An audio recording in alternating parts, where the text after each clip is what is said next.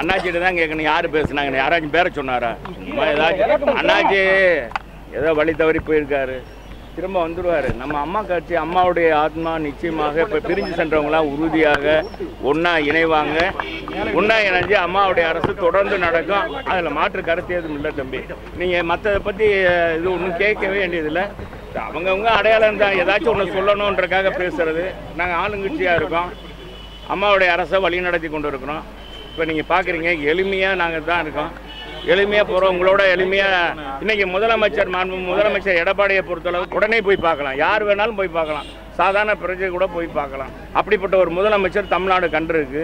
அம்மா வழியில் ஆட்சியை சிறப்பாக கொண்டு போனதில்லை. எனவே இதெல்லாம் 4 பேர் பேசுவாங்க, அதுக்கெல்லாம் பதில் சொல்லிக்கிட்டே இருக்கக்கூடாது. துருவி கேட்காம எங்களை பொறுத்தளவுக்கு எல்லாரும் இணைந்து அம்மாவுடைய கட்சியையும் அம்மாவுடைய ஆட்சியையும் சிறப்பாக கொண்டு சென்று இன்றைக்கி மத்திய அரசோடு இணக்கமாக இருந்து நிச்சயமாக வருகிற 2021 நாங்கள் தான் வெளில போகிறோம், பார்லிமெண்ட்லேயும் நாங்கள் தான் வெளில போகிறோம். அதற்கான திட்டங்கள்லாம் நடந்திருக்கு. இப்போ கூட போய் பாருங்கள், 7 கோடி எத்தனை லட்சம்ப்பா? 7 கோடியே 10 லட்சம் ரூபாய்க்கு இன்றைக்கி திட்டங்களை கொடுக்குறோம். மகளிர் குழுவுக்கு 4 கோடியே 23 லட்சம் ரூபா கொடுக்குறோம். இதர மத்திய கால கடன் கொடுக்க போகிறோம். இது மாதிரி ஒவ்வொரு மாவட்டத்திலையும் இயங்கி கொண்டு இருக்கு. எல்லாருமே அனைவருமே ஒன்று. அம்மாவுடைய கட்சியிலேருந்து ஒரு துரும்பு கூட வெளியே போகிறத நாங்கள் விரும்பலை. எல்லாரும் இணைந்து அம்மாவுடைய லட்சியத்தை ஈடேற்று, அம்மா சொன்னாங்க இல்லையா, எனக்கு பிறகு இந்த ஆட்சி கட்சியும் 100 ஆண்டுகள் மக்களுக்கு பணியாற்றும், 100 ஆண்டுகள் இந்த கட்சி தான் மக்கள் பணியாற்றும் ஆட்சியில் அமையும் அப்படின்னு சொன்னாங்க. அந்த லட்சிய நோக்கத்தை நாங்கள் இங்கே கடைபிடித்து அந்த வழியில் நாங்கள் போய்கிட்டு இருக்கோம்.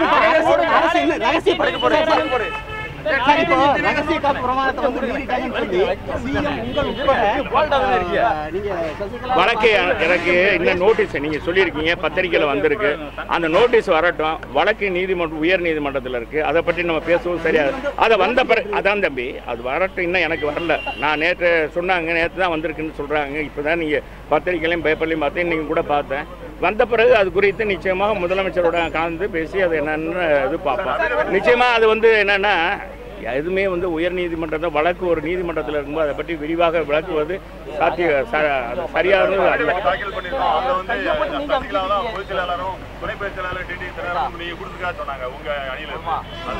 அது யாரோ ஒன்று கொடுத்துருக்காங்க, யாரோ ஒன்று பேசுகிறாங்க, அதுக்கெல்லாம் நான் போய் பதில் சொல்ல முடியாது. நான் வழக்கு நீதிமன்றத்தில் இருக்கு தம்பி, அது வரைக்கும் பேசுறது நல்லா இருக்கு. ஏங்க கூட்டணி எப்போ இன்னைக்கு இருக்கு, நாளைக்கு எப்போ இல்லை.